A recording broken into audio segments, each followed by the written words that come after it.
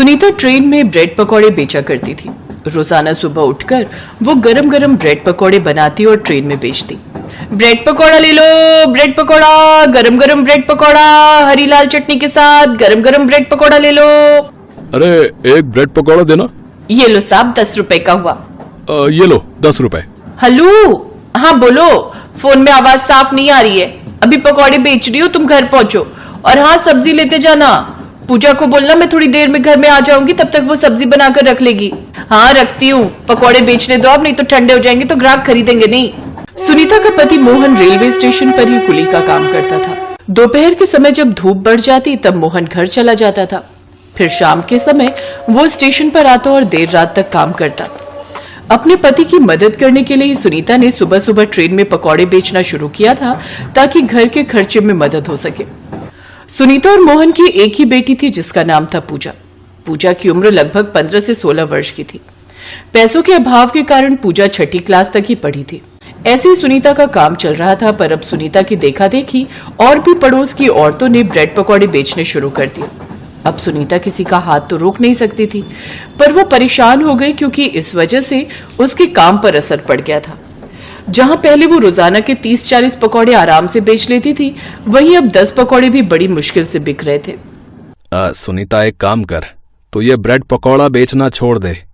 बेकार में तू रोज नुकसान करती है। बेसन, तेल, ब्रेड, मिर्च, मसाला सब कुछ तो लगता है। कमाई 100 रुपए की नहीं होती और लागत उससे ज्यादा की होती है।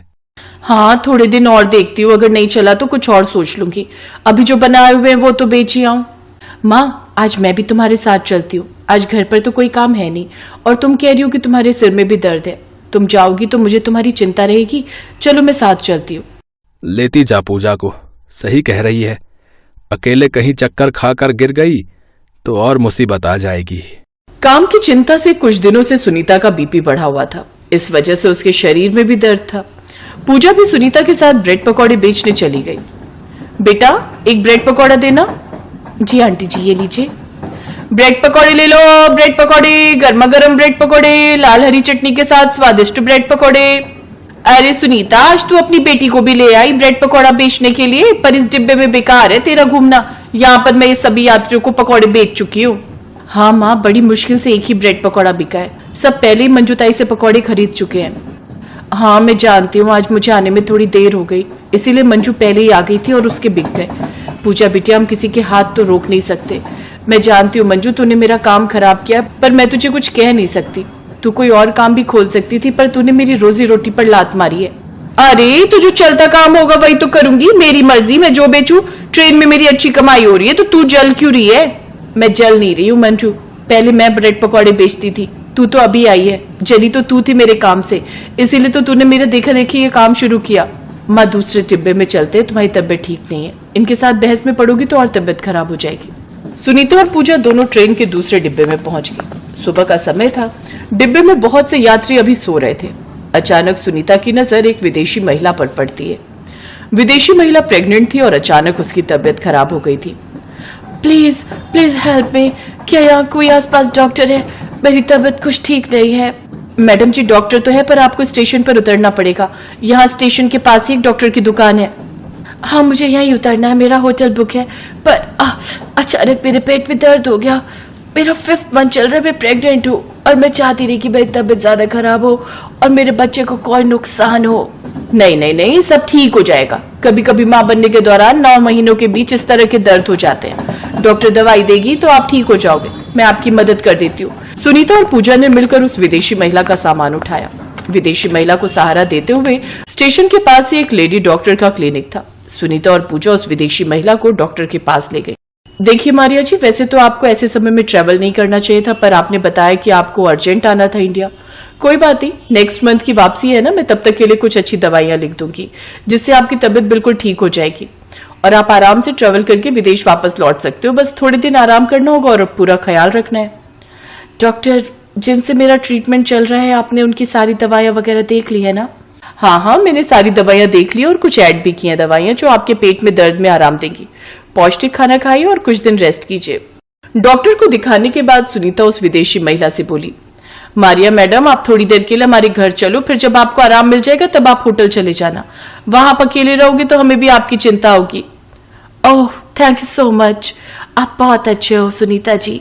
ठीक है, मैं कुछ देर आपके घर पर रेस्ट कर लेती हूँ, फिर रात को होटल चली जाऊंगी। मारिया सुनीता और पूजा के साथ उनके घर आ जाती है। मारिया देखती है कि सुनीता बहुत गरीब है। उसका घर एक छोटा सा कमरा है और उसी में ही उसने एक रसोई बना रखी है। मारिया को एहसास होता है कि भले ही सुनीता गरीब है पर दिल से वो बहुत अमीर है।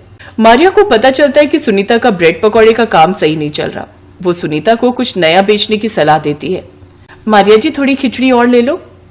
बस सुनीता जी, आपने मेरा बहुत ख्याल रखा, थैंक यू सो मच। पेट में दर्द में बहुत आराम है, डॉक्टर ने जो दवाई दी उससे बहुत फर्क पड़ गया। वैसे आपने जैसे बताया कि ब्रेड पकौड़े का काम चल नहीं रहा, आप लोग कुछ और क्यों नहीं बनाते, जैसे कुछ डिफरेंट जो ट्रेन में ना बिकता हो। मैंने ट्रेन में सफर करते हुए देखा, ट्रेन में पिज्जा जैसा कोई आइटम नहीं दिखती। आप लोग ब्रेड पिज्जा क्यों नहीं ट्राई करते, बहुत टेस्टी भी होता है और बनाने में भी आसान, लोग ब्रेड पिज्जा खाना पसंद भी करेंगे। पर मारिया दीदी, हमें तो ब्रेड पिज्जा बनाना आता ही नहीं है। उसकी टेंशन मत लो, वो मैं बनाना सिखा दूंगी। आप लोगों ने मेरे लिए बहुत कुछ किया है, मैं भी तो आप लोगों के लिए कुछ करूं। मुझे अच्छा लगेगा अगर आपका ब्रेड पिज्जा का काम चल जाएगा तो कोशिश करके देखते हैं। मैं 1-2 दिन आपके पास रुक जाती हूँ, फिर होटल चली जाऊंगी, तब तक आप पिज्जा बनाना सीख जाओगे। पूजा, मैं तुम्हें कुछ सामान बताती हूँ, मार्केट से ले आओ। मारिया ने 2 दिन तक सुनीता और पूजा को ब्रेड पिज्जा बनाना सिखाया, सामान भी लाने में मदद की। उन्होंने सीखा कि किस तरह से ब्रेड पर सॉस, सब्जियां और चीज डालकर तवे पर पकाना है। वो पिज्जा छोटे बच्चे बड़ों सभी को पसंद आने वाला था। मारिया ने कुछ पैसों की भी मदद की। बहुत साफ सफाई के साथ पिज्जा को कैसे पैक करके बेचना है, ये सारे काम मारिया ने सुनीता और पूजा को बताए ताकि ब्रेड पिज्जा देखने में आकर्षित लगे। तीसरे दिन मारिया अपने होटल जा चुकी थी, पर उसने जो ब्रेड पिज्जा बनाना सुनीता और पूजा को सिखाया था उस पर काम करते हुए सुनीता और पूजा ने पहली बार ट्रेन में ब्रेड पिज्जा बेचना शुरू किया। मंजू और बाकी औरतें भी हैरान थी कि सुनीता खाने की ये क्या नई आइटम ले आई है। फटाफट से सुनीता के ब्रेड पिज्जा बिक रहे थे। ब्रेड पिज्जा ले लो, गरम गरम ब्रेड पिज्जा, चीजी और टेस्टी टोमेटो केचप के साथ। वाह माँ, तुमने तो बिल्कुल सही बोला, मारिया दीदी ने यही कहा था। सब हमारे ब्रेड पिज्जा बहुत पसंद कर रहे हैं। मारिया आंटी का आइडिया काम कर गया। हाँ, हमारी अच्छी बिक्री हुई है। लोग हैरान थे कि ट्रेन में पिज्जा भी मिलने लगा है। धीरे धीरे रोज के ऑर्डर बढ़ने लगे। कुछ समय बाद मारिया वापस जाने लगी, तब वो सुनीता और पूजा से बोली, पूजा, मैं चाहती हूँ कि तुम अपनी आगे की पढ़ाई फिर से शुरू करो। सुनीता, तुम और मोहन दोनों मिलकर ब्रेड पिज्जा का स्टॉल चलाना। कोई भी हेल्प चाहिए हो तो मुझे कांटेक्ट करना। सुनीता की आंखों में आंसू आ गए। वो और पूजा दोनों मारिया को दिल से धन्यवाद कहती हैं। कुछ दिनों बाद रेलवे प्लेटफॉर्म पर सुनीता और मोहन मिलकर ब्रेड पिज्जा का स्टॉल लगाने लगे और इधर पूजा ने दोबारा पढ़ाई शुरू कर दी।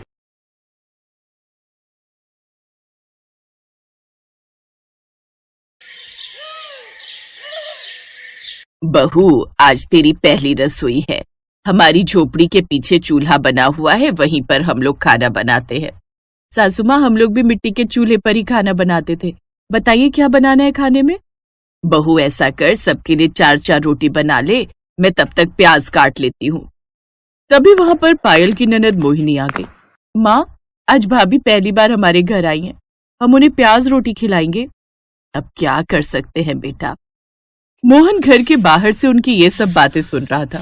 उसकी आंखों से आंसू छलक रहे थे। खैर, पायल ने सबके लिए रोटियां बना दी और सभी लोग बैठकर खाना खाने लगे। सभी लोग खाना पीना खाकर सो गए। अगली सुबह मोहन जल्दी उठ गया। उसने अपना बोरा उठाया और बाहर कबाड़ बिनने निकल गया। आजकल लोगों ने कूड़ा कचड़ा तो सड़क पर फेंकना ही बंद कर दिया है। तभी मोहन को एक कूड़ादान दिखाई दिया। लगता है ऊपर वाले ने मेरी सुन ली। सारा कबाड़ मुझे उस डस्टबिन के अंदर मिल जाएगा, जिसमें खाने का ढेर सारा सामान पड़ा हुआ था। अरे वाह, इसमें तो ढेर सारे पराठे, मटर पनीर और चावल भी हैं। ये खाना भले ही जूठा हो, लेकिन खाने में तो सही ही है, अभी खराब भी नहीं हुआ है। मोहन ने सारा खाना बटोर कर अपने पास रख लिया और फिर से अपने काम पर लग गया। धीरे धीरे शाम होने लगी। शाम को पायल की ननद ने उससे कहा, भाभी, आज रविवार का दिन है और हमारे गांव में रविवार को बाजार लगती है, चलिए मैं आपको घुमा लाती हूँ। हाँ मोहिनी, मैं भी तुमसे यही कहने वाली थी। पायल और मोहिनी बाजार घूमने निकल गए। उनके पास पैसे तो थे नहीं कि वो शॉपिंग कर पाए। बाजार की रौनक देखकर ही वो अपना दिल बहला रही थी। तभी अचानक मोहिनी एक मोमोज के ठेले को बहुत ही ध्यान से देखने लगी। क्या हुआ मोहिनी, तुमको मोमोज खाना पसंद है क्या? भाभी, आज तक हमने कभी भी मोमोज नहीं खाए, बस देखकर ही मन बहला लेते हैं। चलो ठेले के पास चलते हैं, मोमोज की महक भी ले लेंगे। हाँ हाँ भाभी, ये आपने बिल्कुल सही कहा। दोनों ननद भाभी मोमोज के ठेले के पास जाकर खड़े हो गए। ये दोनों बस खड़ी थी। तभी ठेले वाले ने कहा, हाँ बहन जी, कितने प्लेट मोमोज लगा दूं? अरे नहीं नहीं भाई साहब, हम तो बस देख रहे थे कि मोमोज बनते कैसे हैं। हमारे पास मोमोज खरीदने के लिए पैसे नहीं है।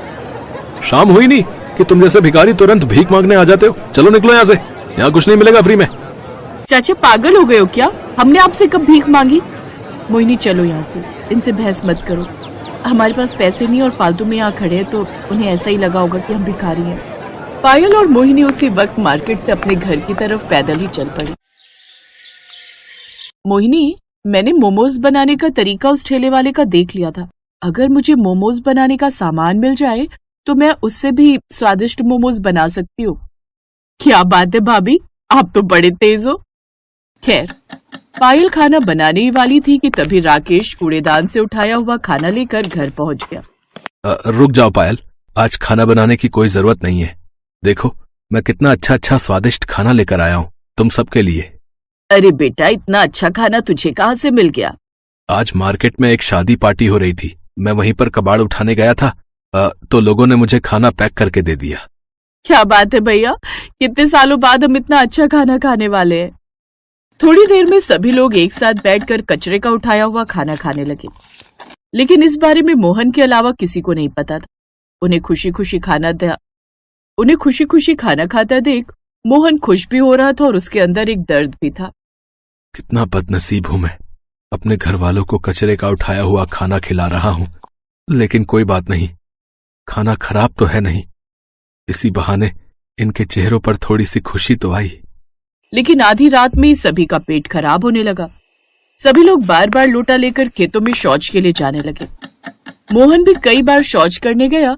तभी उसकी सास ने कहा, मोहन बेटा, ये कैसा खाना लेकर आया था तू? हम सबका पेट खराब हो गया।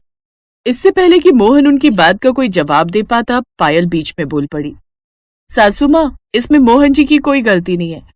इतना अच्छा खाना हमने कई सालों से खाया नहीं था, तो शायद इसीलिए हम पचा नहीं पाए। ये बात सुनकर मोहन को थोड़ा रिलैक्स महसूस हुआ। तभी उसकी सास ने कहा, हमारे पास डॉक्टर से दवा लेने के लिए पैसे तो है नहीं। ऐसा करो, गर्म पानी में थोड़ी सी लौंग, थोड़ा सा काला नमक डालकर पी लो सब लोग, पेट सही हो जाएगा। ये दादी माँ का नुस्खा है। सभी लोगों ने वैसा ही किया और सुबह तक सबका पेट ठीक भी हो गया। मोहन काम पर जाने वाला था कि तभी उसकी बहन मोहिनी ने उसे रोक लिया। भैया, हम सबको ना मोमोज खाने का बहुत मन कर रहा है। भाभी का भी बहुत मन है मोमोज खाने का। उन्हें मोमोज बनाना आता भी है। शाम को जब आप आना तो मोमोज बनाने का सामान लेते आना। बहन, मोमोज बनाने का सामान बहुत महंगा मिलता है। प्याज, आलू, हरी मिर्च, लहसुन, ये सब तो हम अपने घर के बाहर खुद ही उगा लेते हैं। जो पैसे मैं कमाता हूँ उससे घर चलना ही मुश्किल है। फिर भी मैं कोशिश करूंगा। कोशिश नहीं, लेकर आना भैया। एक बहन होकर मैं आपसे जिद भी नहीं कर सकती क्या? मोहन उसी वक्त अपने आंसुओं को छुपाते हुए काम पर निकल गया और सड़कों पर कूड़ा बिनने लगा। घूमते घूमते वो बहुत दूर निकल गया, फिर भी उसे कोई कबाड़ नहीं मिला। कितना बदनसीब भाई हूं मैं, अपनी बहन की एक छोटी सी ख्वाहिश भी पूरी न कर सका। घर पहुंचते ही मोहिनी ने उससे कहा, भैया, भाई अपनी बहन के लिए ना जाने क्या क्या कर देता है और आप एक छोटा सा काम नहीं कर पाए। मोहन की पत्नी पायल थोड़ी समझदार थी। वो अपने पति के दर्द को थोड़ा थोड़ा महसूस भी कर सकती थी। इसलिए मोहन के बोलने से पहले ही उसने कहा, पायल, हर भाई चाहता है कि वो अपनी बहन की हर ख्वाहिश पूरी करे। अपने भाई से इस तरह जिद नहीं करते। लेकिन भाभी, मैं तो सिर्फ मोमोज खाना चाहती हूँ। कौन सा राजमहल मांग लिया मैंने? तुम मोमोज खाना चाहती हो ना? आज रात में तुम सबके लिए मोमोज ही बनाऊंगी। लेकिन बहू, हमारे पास तो मोमोज बनाने का सामान ही नहीं है। सासू माँ, हमारे पास आटा है, नमक है, तेल है, आग जलाने के लिए लकड़ियां है, खाना बनाने के लिए मिट्टी का चूल्हा भी है। हमने अपने घर के बाहर हरी मिर्च, आलू, प्याज, लहसुन ये सब उगाई रखा है। ये सब मिलाकर मैं इतने अच्छे मोमोज बनाऊंगी ना कि आप लोग उंगलियां चाटते रह जाएंगे। क्या बात है भाभी, मुझे आप पर पूरा भरोसा है कि आप सबसे अनोखे मोमोज जरूर बना लोगी। उसी वक्त मोहिनी और पायल घर के बाहर गई। सारी सब्जियां लेकर अपने रसोई घर में आ गई। मोहिनी, तुम जल्दी से आटा गूंथ लो, तब तक मैं मोमोज के लिए सब्जी तैयार करती हूँ। मोहिनी आटा गूंथने लगी और पायल सारी सब्जियां फ्राई करने के बाद उसकी महक बहुत अच्छी लगने लगी। भाभी, सब्जी की महक तो कमाल की आ रही है। तो इस तरह उन्होंने ढेर सारे फ्राइड मोमोज बना लिए जो सिर्फ आटा और घरेलू हरी सब्जियों से बने थे। भाभी, आपने तो चमत्कार कर दिया। मोहिनी और पायल ने मिलकर सभी के लिए मोमोज परोस दिए। उसकी सास और मोहन सब साथ बैठकर मोमोज खाने लगे। मोमोज आज मैंने अपनी जिंदगी में पहली बार खाया है, लेकिन फिर भी मैं शर्त लगाकर कह सकती हूँ कि इतना स्वादिष्ट मोमोज बड़े से बड़े होटल में भी नहीं मिलेगा। हाँ पायल, तुम दोनों ने तो कमाल कर दिया। अगर इसका स्वाद इतना ही अच्छा है तो क्यों ना हम घर के बाहर सब्जी वाले देसी मोमोज बेचें। अगले दिन से पायल और मोहिनी घर के अंदर देसी मोमोज बनाने लगी। लोगों को उन मोमोज का स्वाद सबसे अलग और स्वादिष्ट लगा। तो इस तरह अब मोहन ने कबाड़ बिनने का काम बंद कर दिया और सब खुशी खुशी रह